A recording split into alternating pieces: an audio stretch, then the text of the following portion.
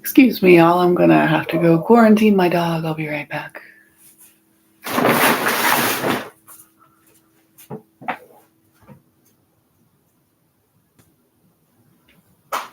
Sasha Bear, Mom.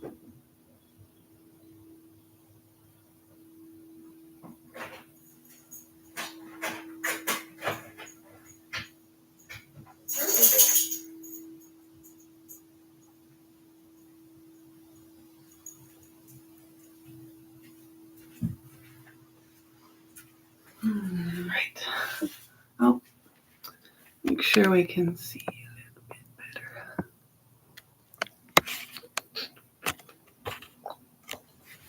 Does that work? Yes. Looks good to me. I'm really not sure how the audio is going to get picked up because this is my first time using this computer for this sort of thing. Definitely working on setting up a new webcam or even getting things set up to go live from phone, because I know that would improve the audio and video tremendously.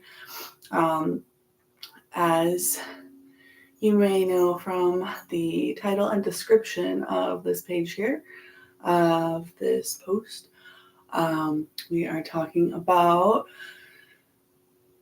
starting where you are. And oh, how appropriate. I had no idea. I mean, some idea. Just continuously surprised by how accurate, how accurate this week has been. I actually and originally had decided to go live a few days before the new moon as opposed to a few days afterwards, and that had to get rescheduled without any, ability to work with that, to change that. But then even today, there was a lot that has still come up. About a week ago, I was just going through my front garden, just doing something that I do every single day, live at the bottom of a hill, and there's steps, and I go down these concrete steps every day. I wasn't running, I wasn't going fast, I wasn't running late for something, I wasn't feeling particularly distracted, and I just happened to step one step off, not on the steps, into the ground, and was not expecting that. Twisted my ankle and ended up kind of face planted on the ground for about 30 minutes while I caught my breath and got myself together. And I broke this foot when I was probably in second grade or something, playing a game at home with somebody. And basically crushed my own foot by falling on it. So it was very sprained primarily, and then fractured some of the bones in my foot as well. And ever since then, it's like every couple of years I go through a similar experience, such as this. And every time it gets a little bit more challenging to work through, although I guess I learn from each of those experiences and makes it easier in some ways. There's some stuff coming through here of like just my own worrying about over speaking on certain things or making things confusing for people that are not actually meant to receive a message that I'm sharing, like whether it's some kind of lesson or wisdom, some kind of insight that I've learned that I want to share with somebody because I feel like it'll be useful to them, or whether I'm just even trying to share about my life with somebody at work in daily life. And before I was really connected to my intuition, I would just kind of cognitively say, this is a good idea right now, and I would go for it. And then I would be like, why aren't they getting that this is important? Like, we need all of these details to back up the point that I'm trying to make. And it's just different people are in different places at different times and different spaces. And that's why we have to tune into like does this feel right? Does this feel wrong in any moment? Because it's not the action, it's not the direction, it's not the specifics. Like you could be doing the same exact thing as somebody else in a different time and space and energy and situation and unfoldment, and it would mean an entirely different thing for them than it does for you. So just let's do that one breath meditation.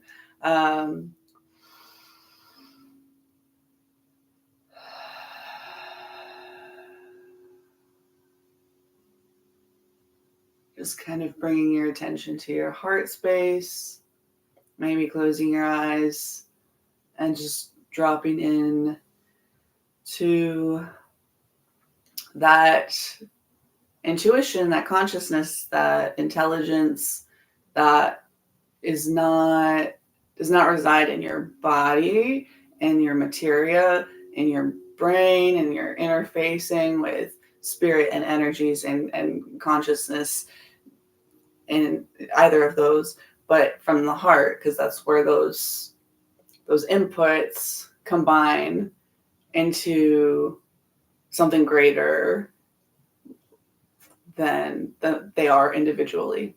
It's that whole 1 + 1 = 3 thing. That's how I think of the heart. And so it's not to say that like there's no place for using your instincts and your physical gut reactions or your cognitive processes, but if you're really trying to get down to what's important in a situation, it's usually really important to come from the right brain, because we have a lot, not the right brain. Maybe there's a message in there somewhere. But we kind of have like 3 brains, and the heart's the most essential one, in my opinion. For growth and avoiding unnecessary entropic forces, because your intuitive wisdom of your heart is always going to be more accurate than any other input that you are processing. So anyhow, I twisted my ankle.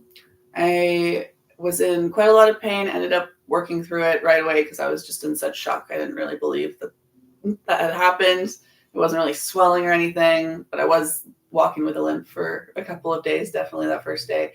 Took a day off work. And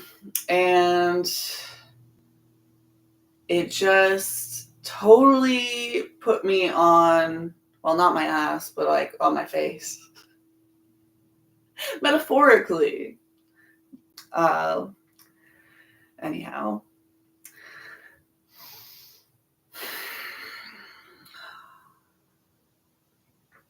And I just kind of thought, oh, how appropriate. I saw this coming when I wrote the intuitive download written in the description. I didn't like see what that would mean for me right now. It was just the energies, and then they take form. So you can know things about the future intuitively without understanding the details of how they will unfold, because there's a lot of different inputs and a lot of different decisions that haven't been made yet that you can't see and you can't know. But there is a certain inevitability to the flow of energy and thereby the potentialities, like kind of like the what is it, the multiple universes theory. I don't know if in every single moment there are infinite potential realities. Maybe close to infinite, a whole lot of potential realities, but they all share this like common thread. They're just different expressions of it. It's kind of like, I don't know, when 2 people have children together and those different kids will end up with totally different like body structures and temperaments and all of this stuff. Even though they came from like the same ingredients, it's just a different expression of that initial input.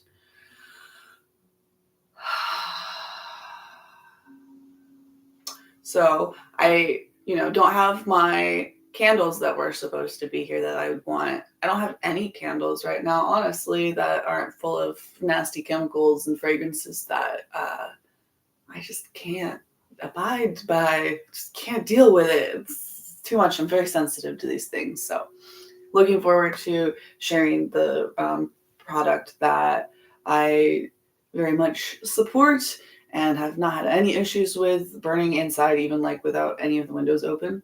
Because I can be a baby like that sometimes with these scents and things. Don't have my singing bowl. The weather was not what I expected. I'm not even in my actual tarot space studio right now. I'm literally in the spare room storage closet area of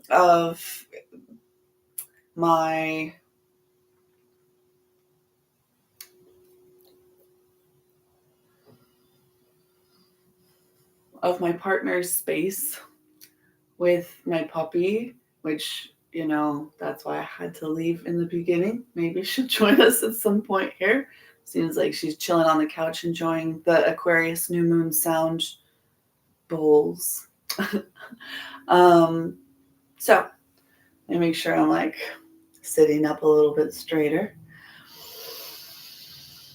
And we're going to clear the energy a little bit before we get started here. It doesn't really matter that I get to every single detail of why things aren't as I expected them to be, and I feel so unprepared. But one thing, I don't have any of the tarot decks that I normally would have with me, Oracle, anything. I have this brand new deck that I just got recently that has like all of the basic meanings of cards, kind of like learning beginner's deck, but also a whole bunch of different energies that are related to each element of the tarot journey that most people aren't necessarily aware of. I know that I'm not. A lot of like astrological details and stuff like that. So maybe something will come through there. We'll see. I'm going to grab some of my mastic gum just to start. This is the sap of a tree grown in Greece on an island where there recently was a huge bunch of storms that took out 50% of this very limited crop. But so it's kind of like gold to me. Gotta be sparing with it. But it's really good for your digestive system, for strengthening your jaw, different purposes. Let me get these droplets in a cohesive ball real quick.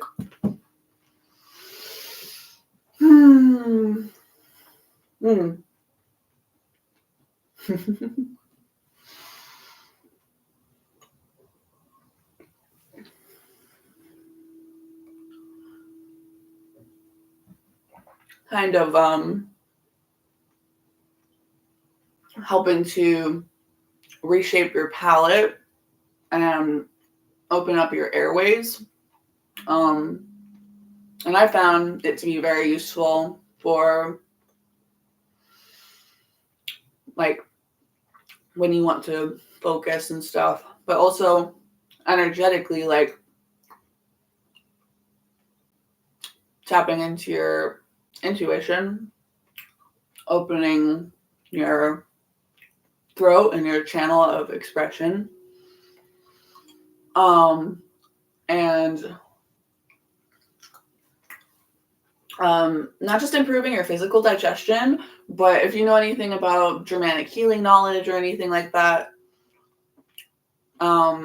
it can be very impactful to your psyche when you have an experience that you feel that you cannot digest.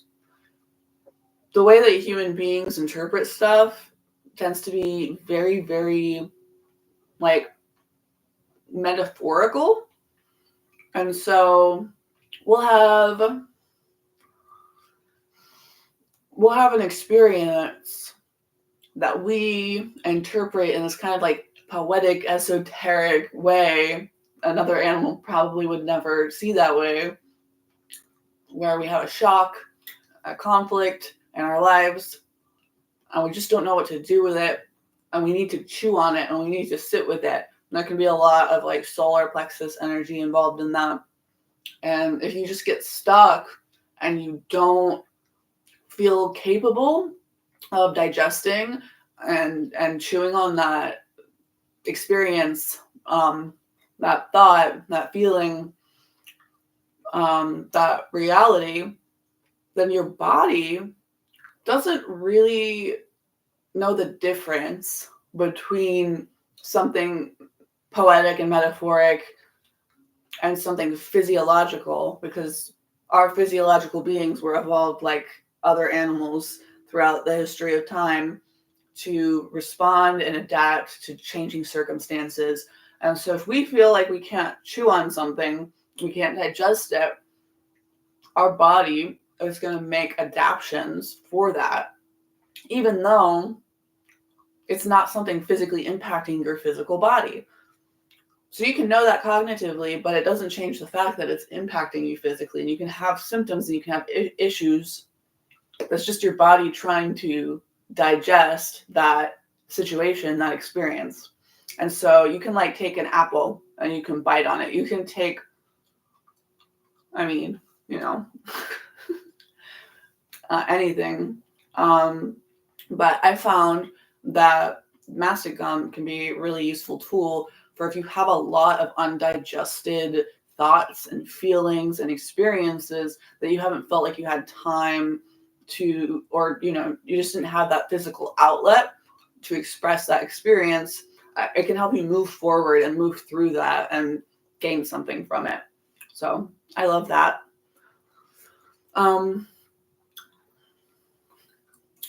Man. Okay, let's clear the space with what I do have. So I've got all of my little Palo Santo butts here. Just sit in this jar most of the time. I have a dream of throwing them into a bonfire someday. Maybe we should do that before the weather changes, because it seems like summer's almost over here in Central Texas, or winter's almost over here in Central Texas.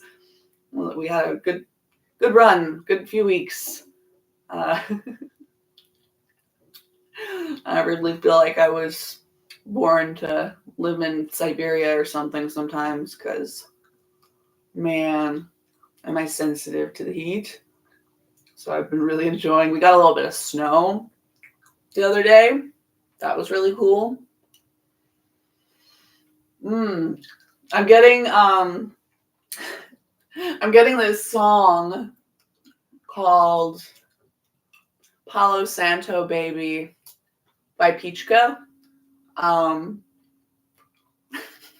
If you are aware of her at all, you could probably find her online. I don't remember how to spell it, but it's with 2 Ks. And she just came out with it. It was a little different from a lot of her other music. Wasn't sure if I liked it at first, but I'm not sure what the lines are that would be relevant to me or to this situation.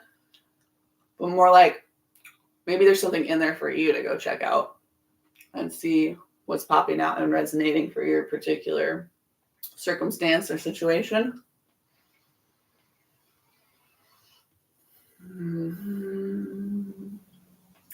I really love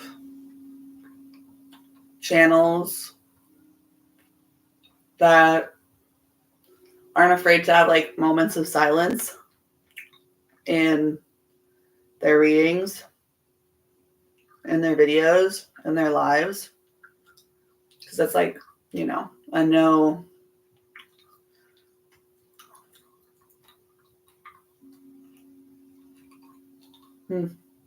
I lost the word. That's okay. Probably wasn't that important then.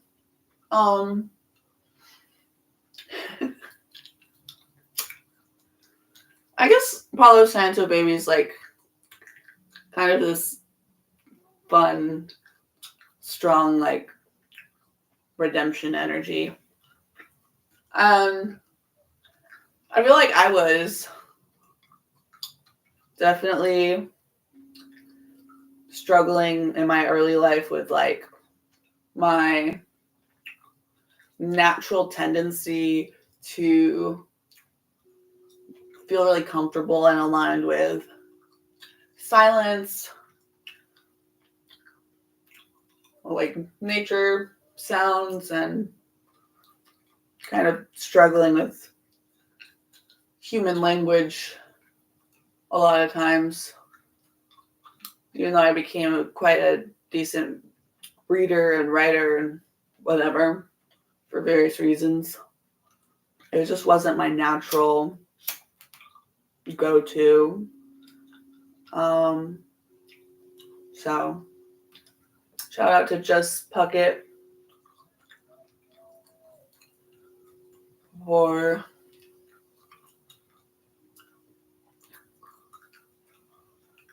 making quiet moments cool again. Like, you know, it's a great thing when you're around people who you can feel comfortable having a silence with.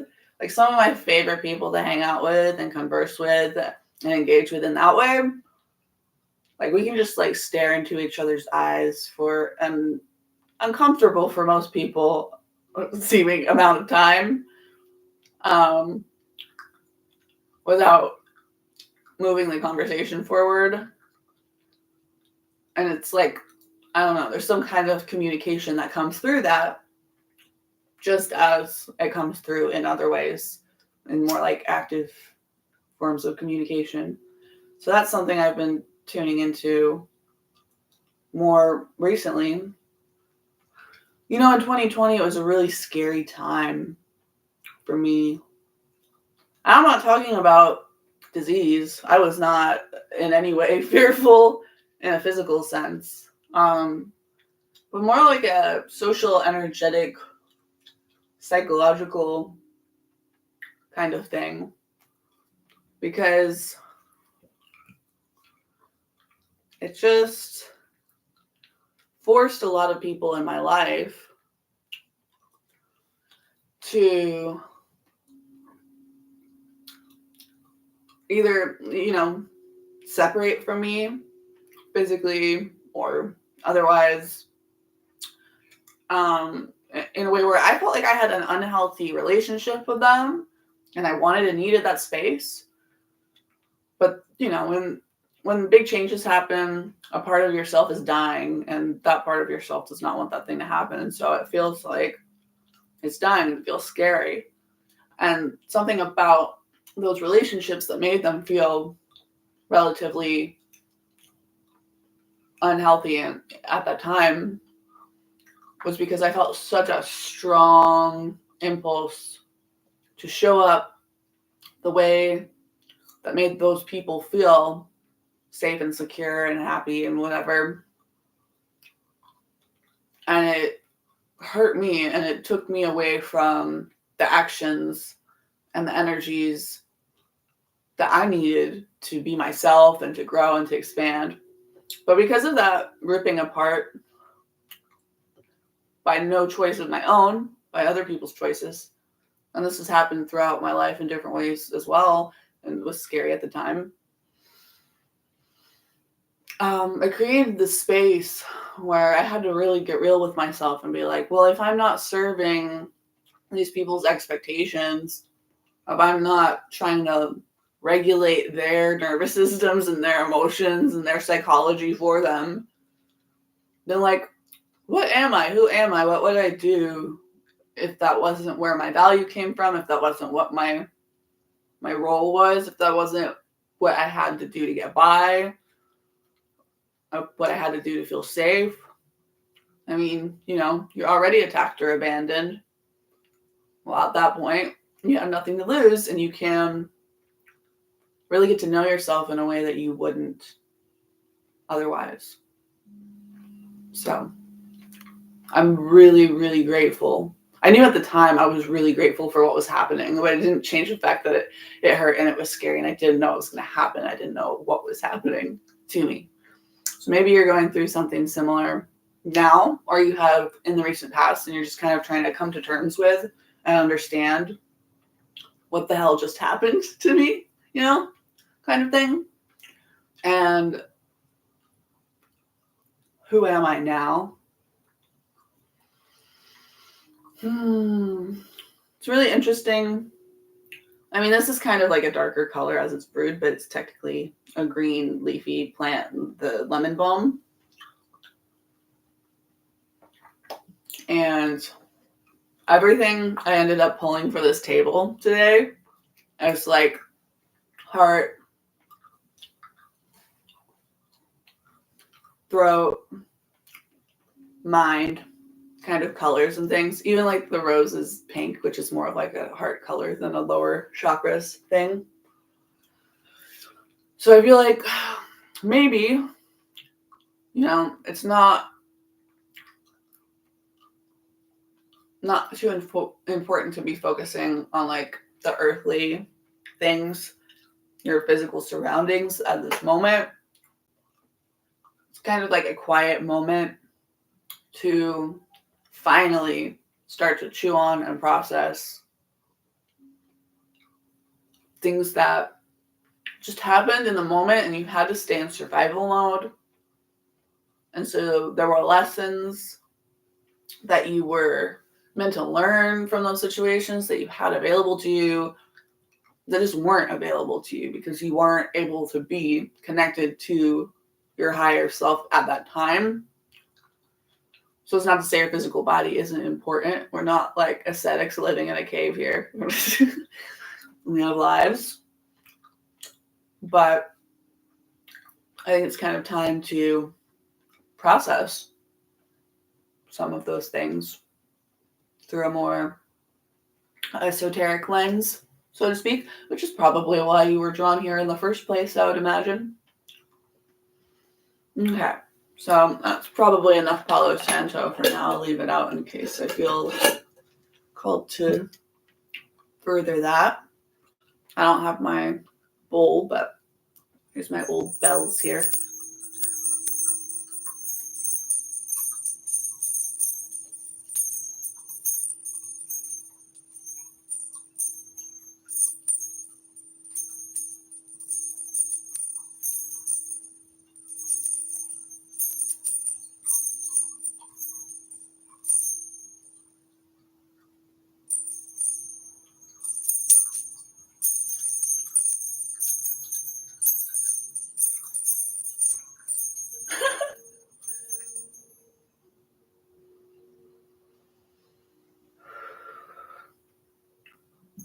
Feels like those got tangled a little bit in there. I was like, I freed it and then I tried to redo it and it just got tangled again. But always straightened back out in the end. Okay, I'm going to drink a whole bunch of this right now while it's warm.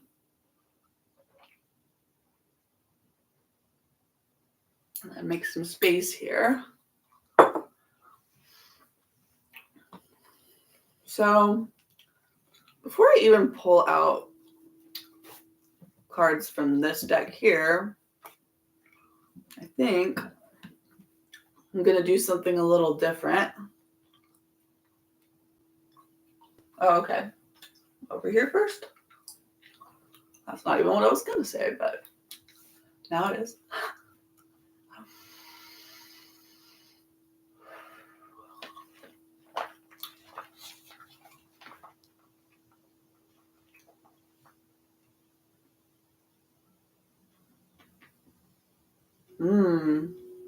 Okay. I'm not big on verse numbers and stuff for the Bible, but if you want, comment and ask, and I'll dig up where this is from. I'm not going to mention it at the moment, though. Let it stand on its own. I'll take this down for a minute. Okay. For David said, the Lord God of Israel has given rest to his people, and he has come to stay in Jerusalem forever. That's cute.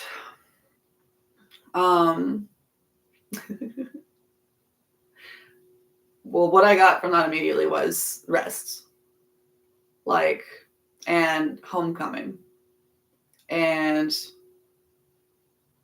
like being aligned with your destiny, being in your dharma, being where you're meant to be. I feel like a lot of that's coming together for a lot of people right now. It's been a long, crazy journey where you didn't really know where it was going and where it was going to lead, and you still might not. So I've been getting a lot of messages for the last several months about just rest. Just prioritize rest. Get grounded, feel at home in your body, in the world, whatever that takes. Whatever that takes. Okay. And because I have different supplies than I normally would have access to, I'm going to do something kind of funny. I made a post a while ago on my Facebook about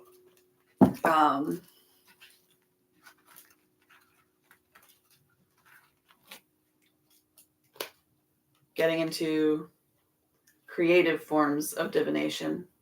I was going to unbind these, but I'm not even going to shuffle them. I'm going to do more of like, pick a card, take a breath, and meditate a bit on the energy of what you came here for today, and what messages the Spirit has to offer you. Okay.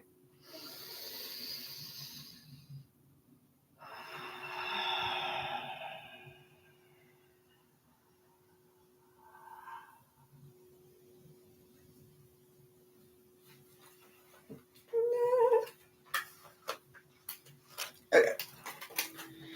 If some of y'all don't know, I am a massage therapist, very nearly certified belly fit, Tai Chi, and yoga instructor, but for various reasons, have none of those certifications officially.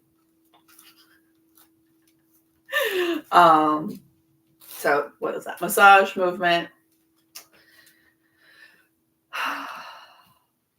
Proponent of the concept of motherland, plant spirit medicine,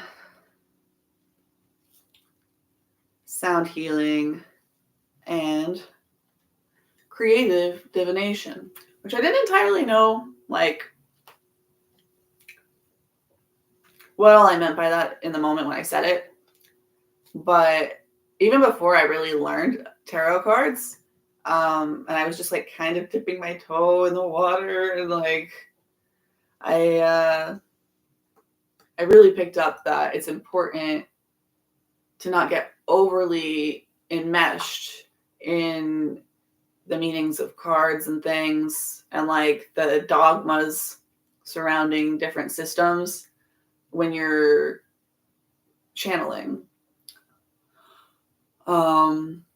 That's why a lot of times people that are like brand new, know nothing about the cards, can have sometimes a more powerful and more accurate read on an energy than somebody who's been really invested in studying and their education on the tarot deck for a long time.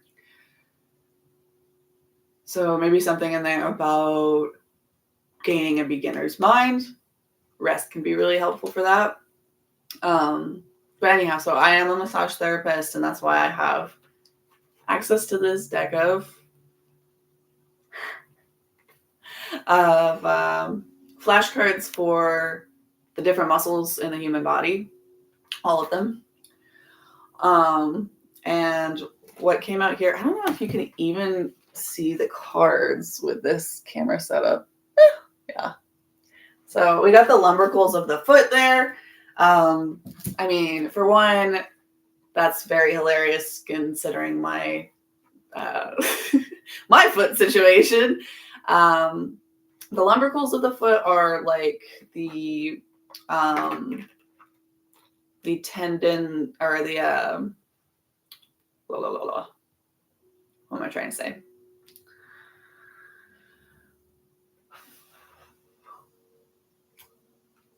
They are kind of on the dorsal surface of your foot, in between the bones of your foot.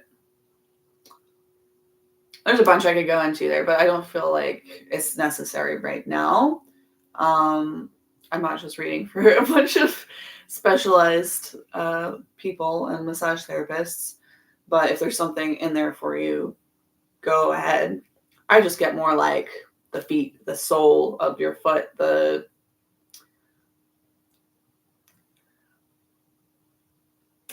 almost like those muscles that help you to like ground and like grip into the earth. I feel like the last couple of weeks it's been really interesting noticing, like I've always been open to and experienced sometimes signs and synchronicities and stuff. But I think it's only been the last couple of weeks where like my faith and my connection to my intuition has just been in a totally different place. And when these very, very impossible and ridiculous seeming coincidences happen, it's just like such a thank you and like laughter and like it's just very amusing to me the way that the universe speaks to you when you're listening and you're paying attention and you're open and your heart's open. It makes everything that it takes to get there very worth it. Brings a lot of joy and levity to sometimes otherwise challenging situations. I'm just going to throw this back in here. So that's what we've got a lot so far. Get grounded. Be in your body. Feel like you belong here.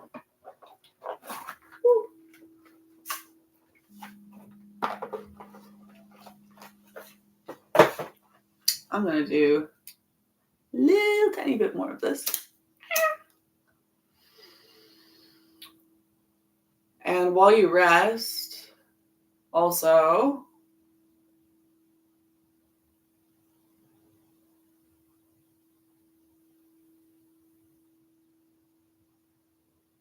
when you rest, when you sleep, when you rest in general, your body is able to go through processes that it normally isn't able to. You know, you rest from eating, you take a break from that, you take a break from being awake and doing that thing, you take a break from something, and your body takes the energy that it would put into kind of more survival-based things and then can put it into repairing, restoring, processing things that were damaged in the past, detoxifying, which we just started getting this sticky grass coming up. It is definitely springtime. I totally forgot. I'm gonna like do the rolling it up into a ball thing. Make some more space up here. Release the juices. Sticky grass is something you can find in your front yard, probably outside, anywhere, almost anywhere you live. And it is very good for your liver, your kidneys, for detoxification, for your lymphatic system, for clearing your skin, and kind of coming out of that winter cave hibernation period, taking things slow, but starting to process and get things moving. And you know, like separate and take out things that are no longer serving you, to get your circulation going and to prepare for the next stage in the cycle. I love roses. I was actually totally in the opposite space when I was younger. I thought it was ridiculous and silly that people were so into something so, well, anyhow, that's not important anymore. Maybe there are some things that used to feel like so a part of your identity and your story that you're letting go of now. Like there's only so much time and space, and it's really time to start intentionally choosing and creating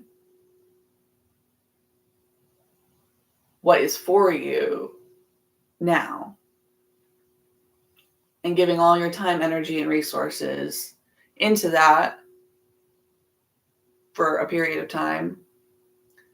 And then maybe taking out some intentional time to chew on those past pieces. But we're moving forward right now. I can feel that. So also, before I pull any tarot cards, I have this incomplete baby set of charms. Never thought I would get into this actually when I first started watching tarot, but Andy from 13 Moon Tarot, she always uses charms in all her readings. Like one of the only readers I actually like listening to and resonate with who does that. But it's just fun. It's just different. What?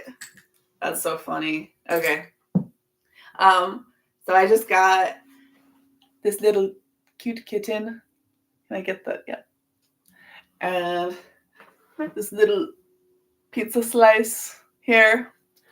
And I got this energy immediately of, like, there's a lot of other stuff in here that I already had preconceived notions about, like, what messages I would get from those. I had no idea about this. But they're very different from the other pieces in there in that it's just like, I don't know what kittens and pizza could possibly mean metaphorically, other than just like comfort, other than just like, you know, being at home and like grounding down, like touching and calming your nervous system and your limbic system and feeding your gut. And I mean, you know, pizza's not necessarily the most healthy thing in the world, according to a lot of different schools of thought on nutrition, but it's more about that like soul food energy.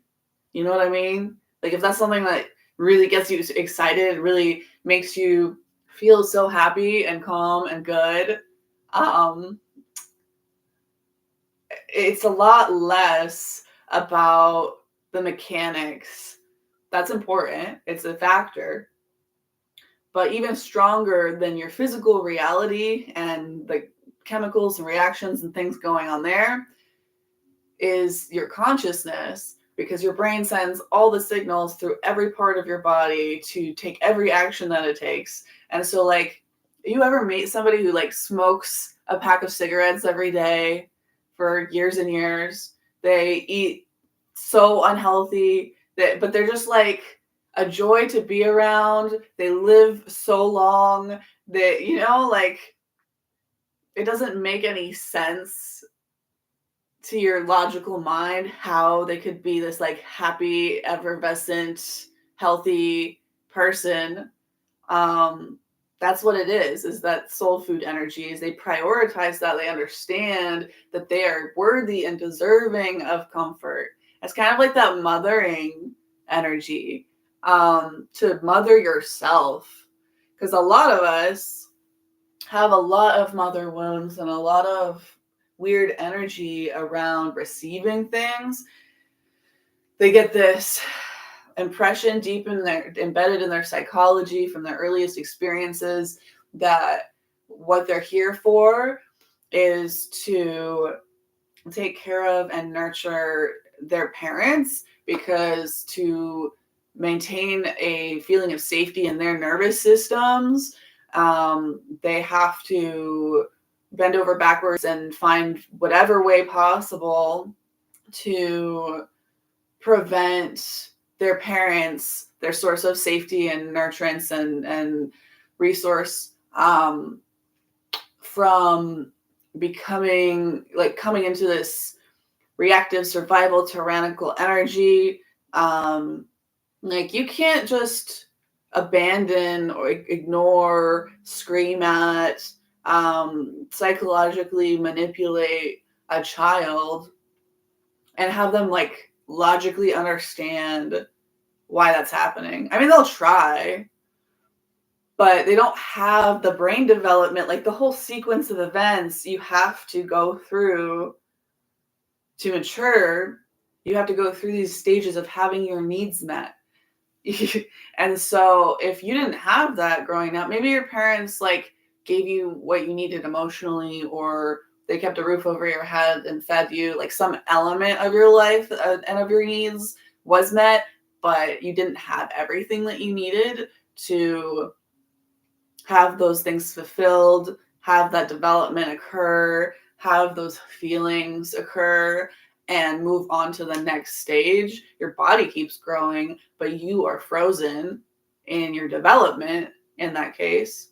And so it's really important, if you have any kind of attachment issues in that way, that you learn to remedy them yourself, because otherwise you'll go out and look for other people to take the place of that parent, to replay that scenario and that dynamic and try to make it work differently this time, because you needed it to work differently and you couldn't figure out how to make it work differently. And so your brain just went into overdrive in its immature, undeveloped state that it got stuck in, and it's just running in circles trying to create an answer and a solution to something that does not have an answer and does not have a solution.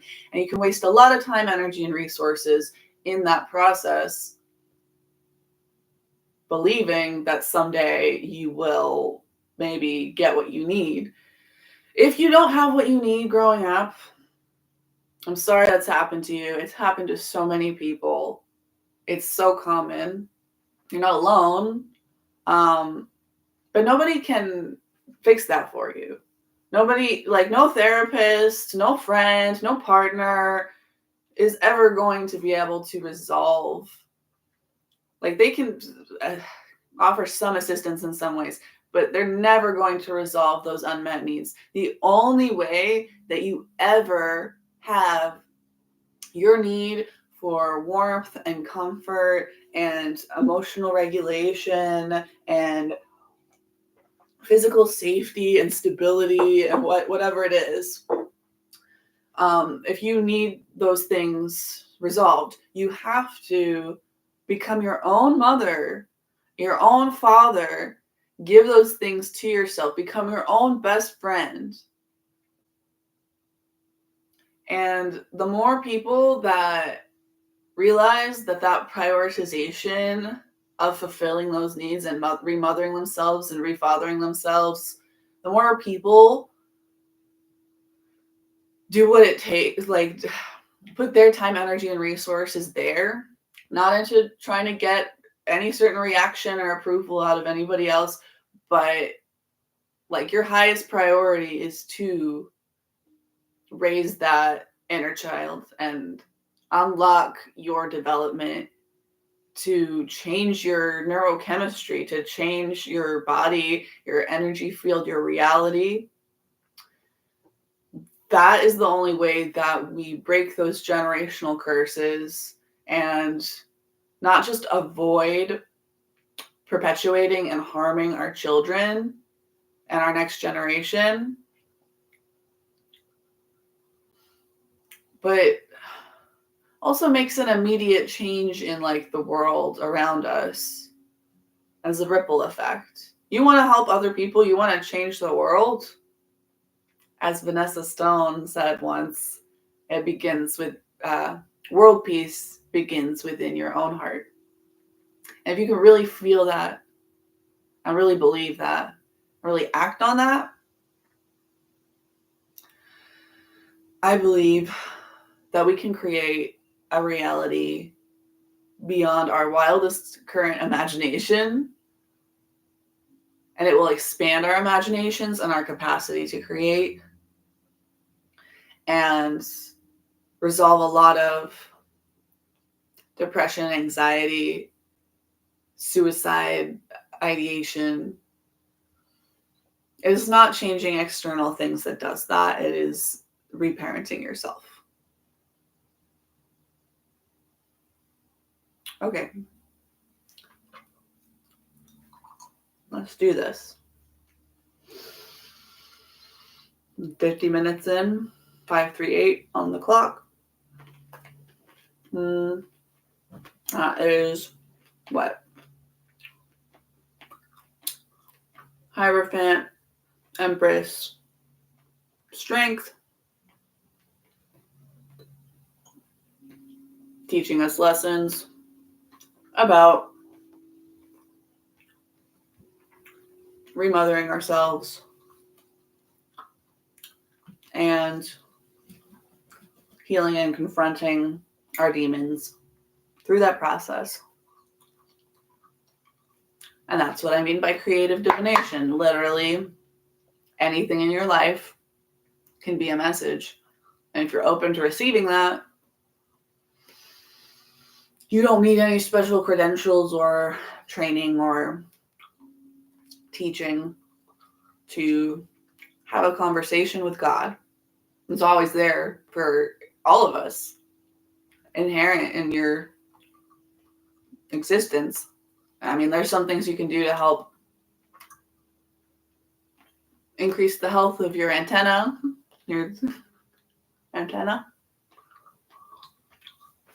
help things be clearer. But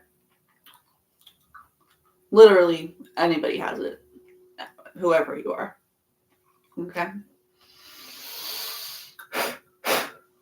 On the bottom of the deck, before I even shuffle, I have the 7 of Cups. It's kind of a card of options, of potentially like illusions. So many options, like too many options maybe, where you can't even make sense of it. You can't even make a decision necessarily. Or maybe there's just things that are unclear about all the potential futures laid out in front of you. So we're going to try and take that and dig into it a little bit, respectfully, of course. And it says it's related to the 3rd decan of Scorpio, which, oh my God, how appropriate. Very related to my chart. I have like at least 3 placements in Scorpio. And has a lot to do with my path, my calling, my career, my destiny. And you can think of that as like marriage, shared finances and resources and things like that. Sex, birth, death, like all of that is very important to my life. I'll get into that someday. But also kind of deep waters, intuition, and like divination and magic and like transformation and alchemy. And so we're going to kind of try to alchemize some of this fog. We had so much fog in Austin for a few days here. Oh my gosh. I felt very timely for some reason. I feel like I know a little bit more why now.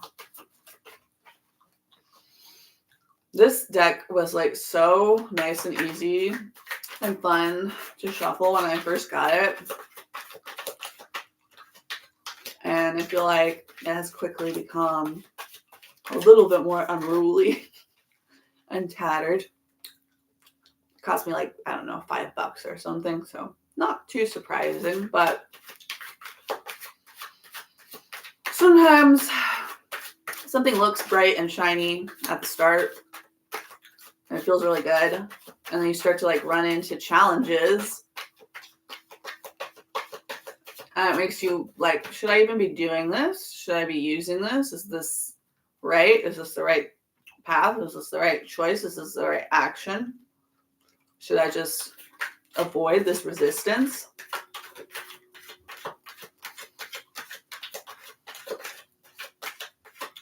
That's kind of why we're here today. No, don't. Resistance is fine. It's more about like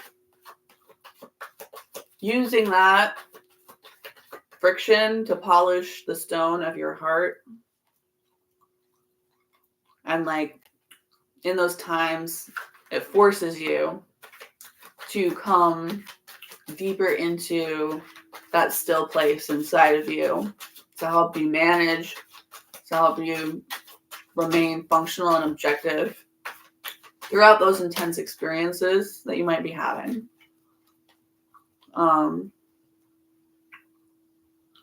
Death. Speaking of Scorpio and rebirth,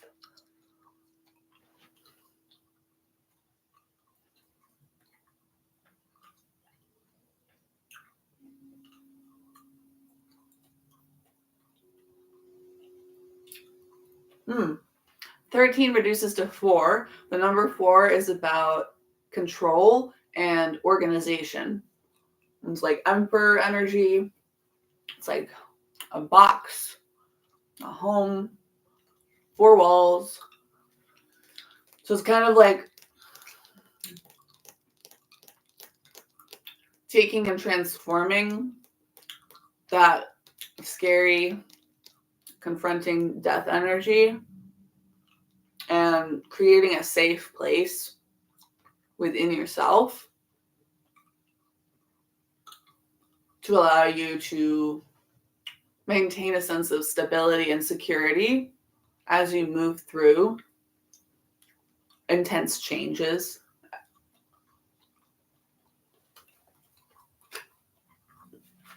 Three of Cups. They split there.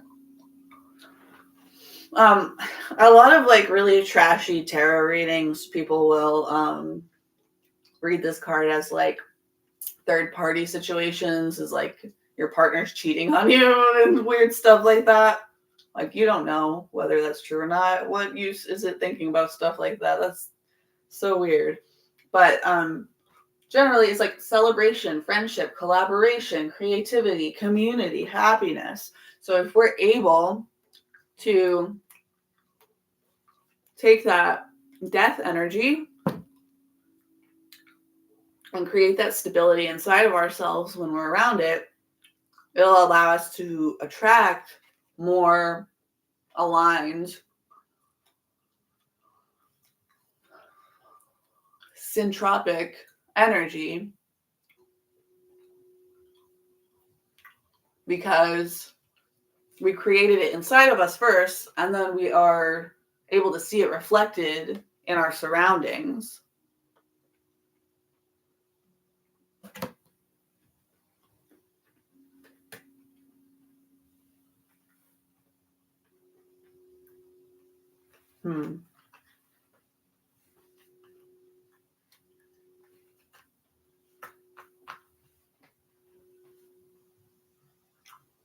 And some of the struggles that we might experience with that are in that meditative, contemplative space.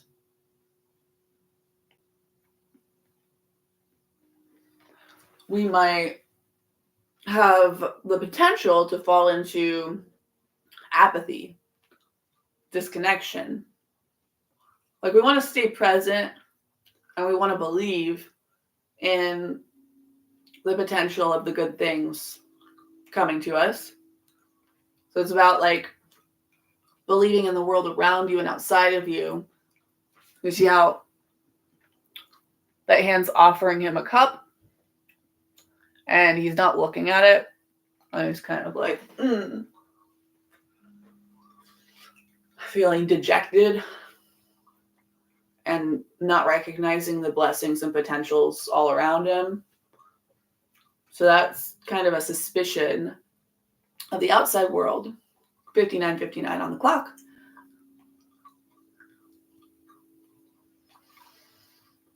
And Then also Seven of Swords here.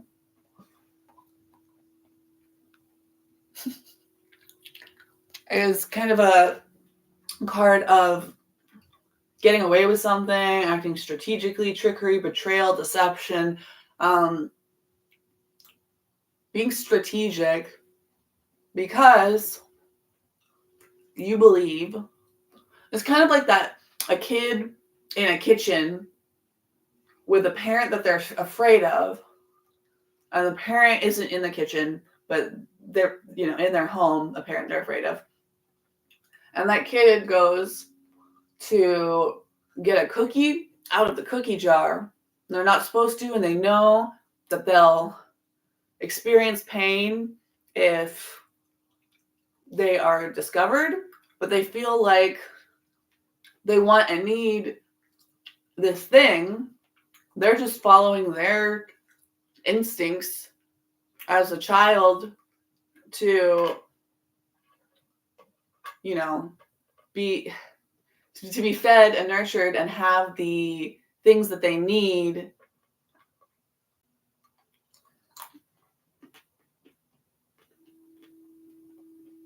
We're evolutionarily wired to seek out sugary things for survival purposes. Like that desire is hardwired into us, and the kid doesn't yet have the ability to understand the value of holding back and the right time and place for that. They're like in this reptilian energy. They're just reacting to things. They're reacting to their desires and their fears. So they want this cookie, they desire this cookie, but they don't believe that they will be met with understanding, patience, compassion, if their parent discovers them doing this thing that they know they're not supposed to do, just cognitively, but internally they feel like they are supposed to do it because they deserve nourishment, right? You deserve nourishment. You are a valuable, valued, cherished, adored child of God, of the universe, of nature. But if you in your childhood had an experience or experiences that led you to feel unworthy, to feel this like sense of toxic shame about being fundamentally not worth having your needs met because the people around you weren't capable of meeting those needs, and then they made choices that led to your existence when they were not even capable of providing the things that you needed. Kids don't want to believe that they're born into a world that is that complicated and dark and terrible and filled with ignorance and mistakes. Like, that would be overwhelming. That would be so scary. So they just decide it's their fault. They're fundamentally unworthy. They spend the rest of their lives trying to seek out that fulfillment of their needs for their survival, yet feeling like they have to be sneaky and tricky and strategic. Like, they can't be authentic, they can't show up as themselves and get their needs met. So what do you do then? You jump off a bridge, or instead of killing yourself physically,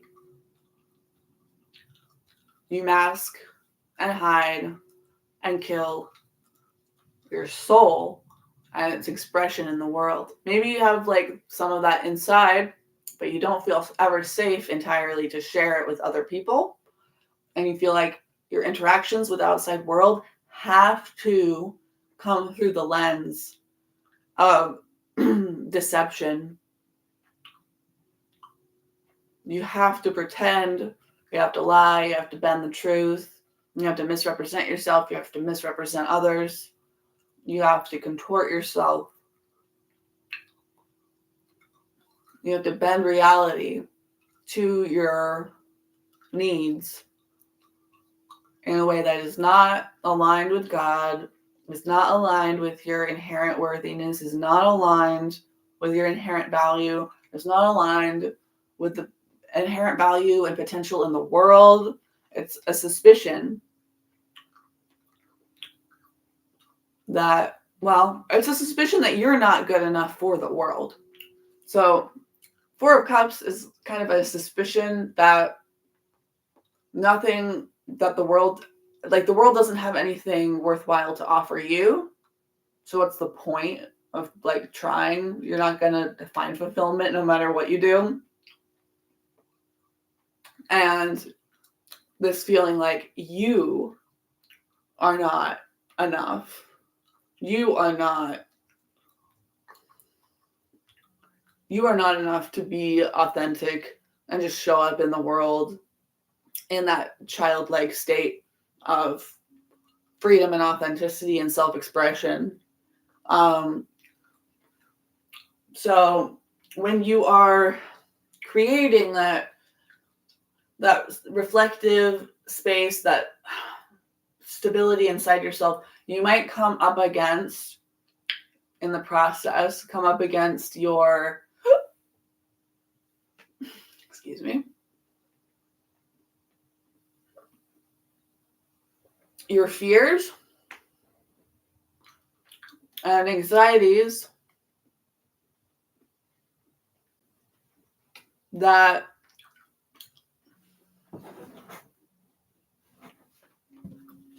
something better is not possible.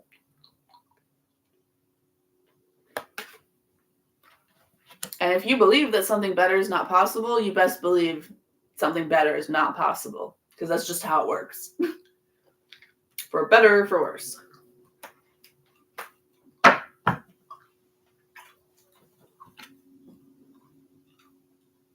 So the only card that actually jumped out in a normal way from this deck while I was shuffling today is the Three of Wands.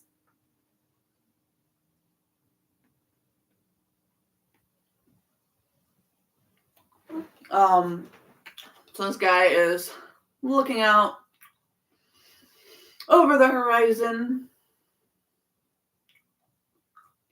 Ooh, second decan of Aries, fire element. And so it's like,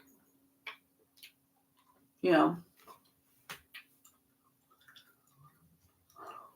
dominion and confidence, and like kind of like a card almost of standing in your power. Traditionally read as preparation, progress, foresight, enterprise, expansion, overseas opportunity. So pretty straightforward there.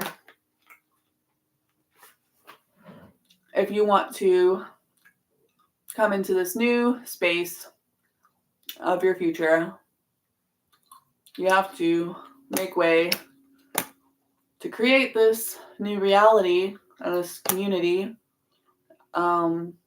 this external circumstance and this support by creating it inside first, by transforming your fears, by reparenting yourself so that you can hold a coherent vibration in alignment with what you actually need, desire, and deserve. I'm going to leave those out for now. Let's see if there's a couple more here. I know we're at there's 1936 on the clock, or 10936 on the clock. Cute. Lots of 936s lately. I think that in Austin, the Aquarius new moon fell like at 6:39 a.m. or something, which isn't always the case depending on what time zone you're in or whatever. But I thought that was very, very cute. Okay. So this deck, oh wow, I didn't even, okay. Thank you, God, universe, creator, God, goddess, Holy Mother, Holy Father, inner child. Thank you to my ancestors and my guides.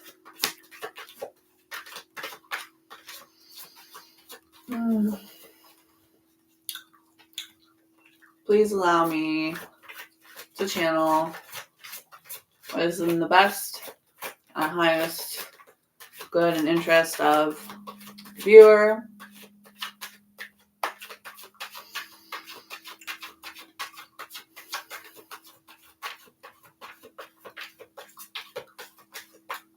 We're talking about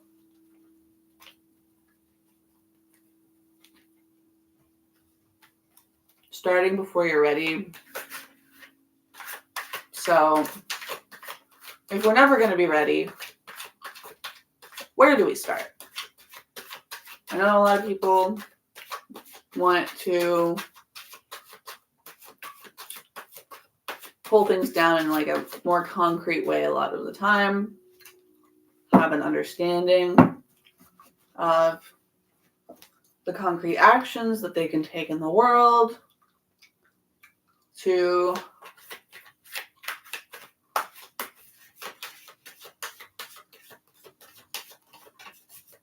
make it an actionable counsel advice. So I feel like a very direct, very literal kind of action we could take, question we could ask, path we could pursue that would allow this change, this power to come through, this revelation, this awakening, this release that we want, that we need, that allows us to explore these changes, these options that are becoming available to us more and more in these current energies, in these current times. Okay. We have the Queen of Pentacles and the Chariot.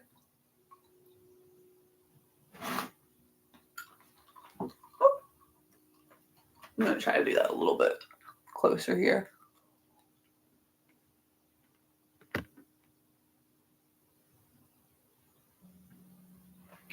The thing I love about tarot is like you can be nonverbal. You could be mute, like, you know, neurologically or physiologically. And you can still communicate. A lot of people think that cave art was like our first language and our first communication before we even started putting together alphabets and pictographs and, well, alphabets. We started with pictures before we began with speech. So, okay, the Queen of Pentacles and the Chariot.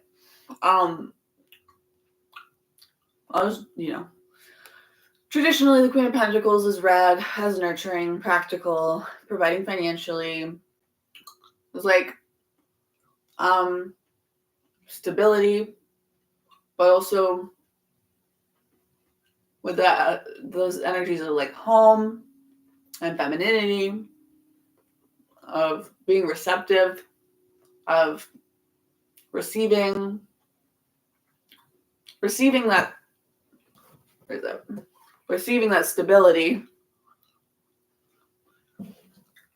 that we're looking to create.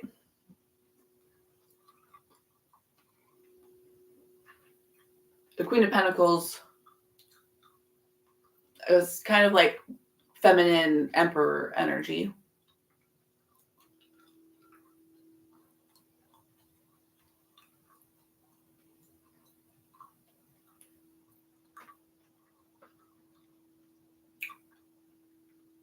And so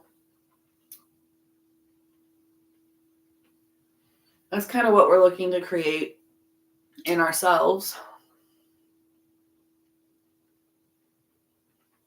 in order to create this change. But to get there, the Chariot: movement, progress, action, integration, determination, willpower, control, direction, departure, courage, moving forward.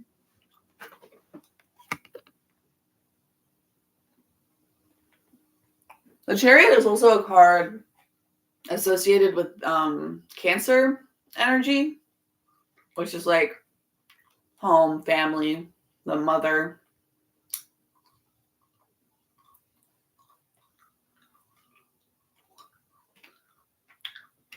So like moving forward into remothering ourselves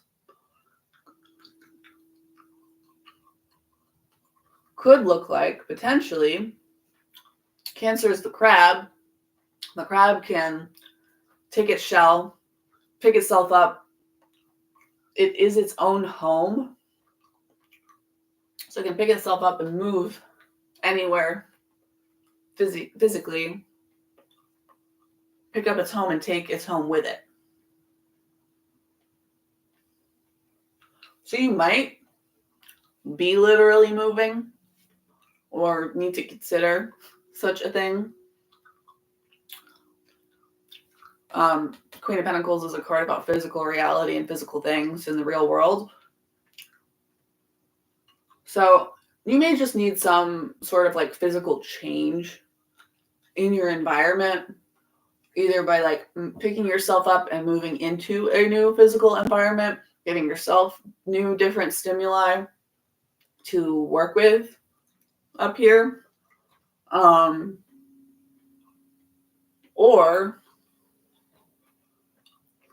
if you're staying in the same physical environment, moving things around to give kind of that same effect, like creating a new surrounding in the space that you're already in, if you're unwilling or unable or unwanting to do that. Physical move. This could be cleaning up your house, moving around your furniture, getting trading out your car.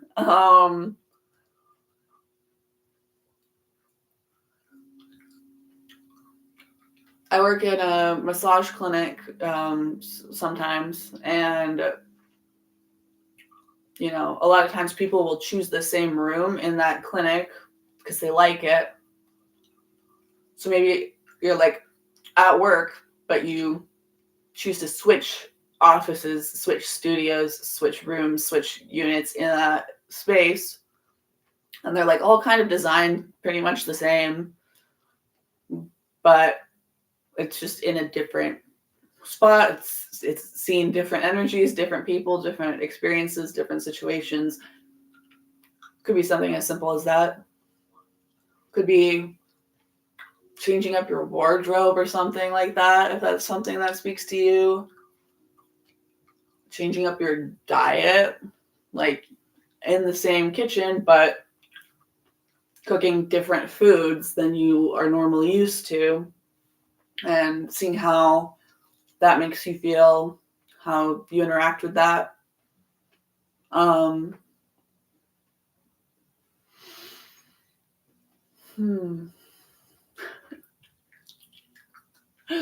I have a teeny tiny little bladder, and all of a sudden it just hit me so strong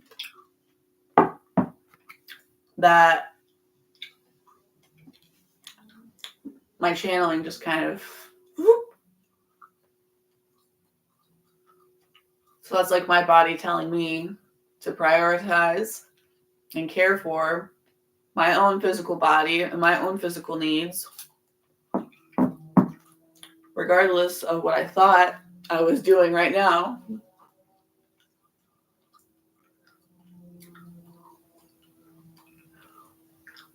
In any case, trying new things, doing new things, going to new places, meeting new people in the same places, exploring your options, finding that comfort inside and outside. If you don't have any pets, maybe adopting an animal or getting your animal a sibling, or I don't know, maybe you have a puppy that you really wanted in your life and there's just like a lot of behavioral issues or like some kind of incompatibility with your living situation or something, and you really need to find that animal a new home, and that would change your environment and your stimulus around you to open up space for things that are more aligned with where you are right now and what you need. So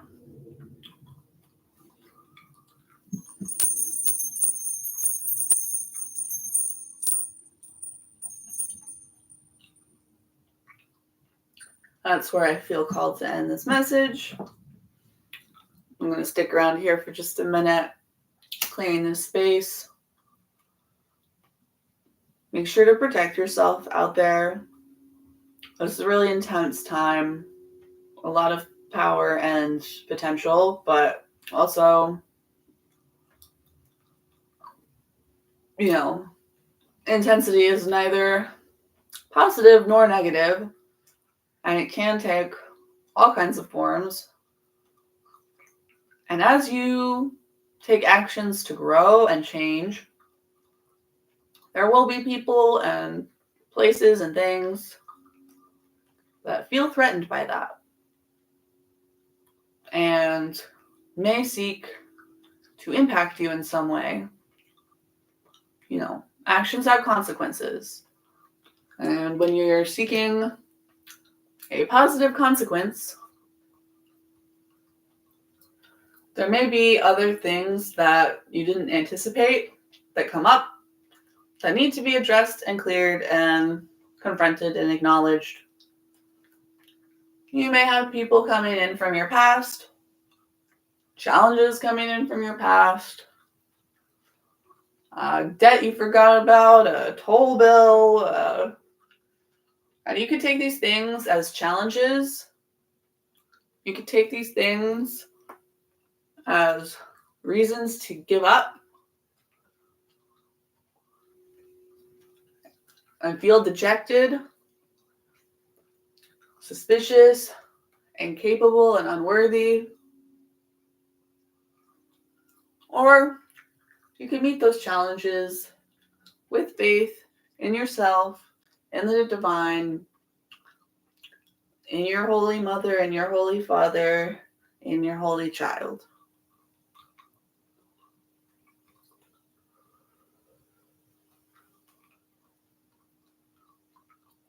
You have everything that you need inside of you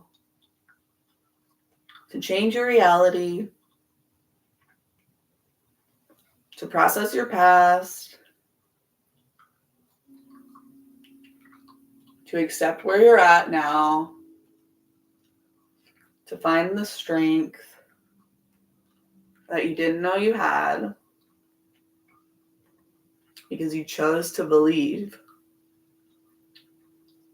in your inner world, in your outer world, and in the things that bind and connect the two. So, get grounded so that you can take action. Figure out what that action is for you in particular. Trust your gut. If it's not your intuition speaking and it's actually your fears or you're overthinking something, that will become clear to you in time. everything is a blessing or a lesson, which is essentially the same thing with the right perspective. So we are at about 1 hour and 25 minutes.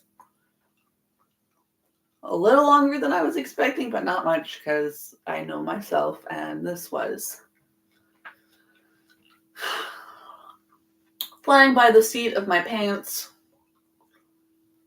kind of thing today. I hope you have a beautiful rest of your day wherever you are, wherever you're at in the world. Morning, evening, afternoon.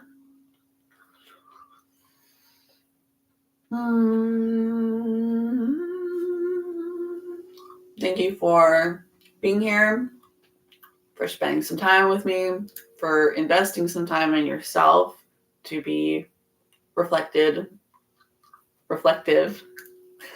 and perhaps reflected in my stories and messages and insights today. Remember that you are enough.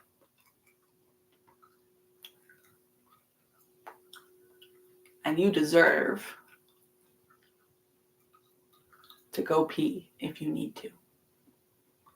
Have a beautiful day. Once again, see you next time.